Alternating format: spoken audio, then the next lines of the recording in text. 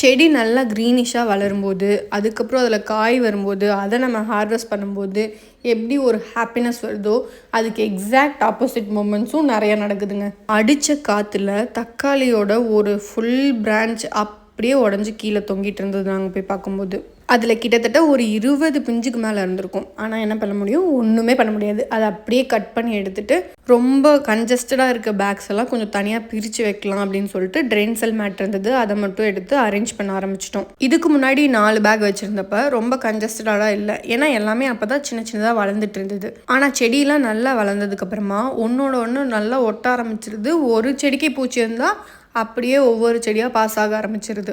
அதனால் ஒரு ஸ்டாண்டுக்கு 3 க்ரோ பேக் போதும் அப்படிங்கிற பிளான் பண்ணி எல்லாத்தையும் நகர்த்தி வைக்க ஆரம்பிச்சாச்சு. கோயம்புத்தூரில் 2 நாள் அடித்த காற்றுலேயே என்னோடய செடி இப்படி ஆயிடுச்சு.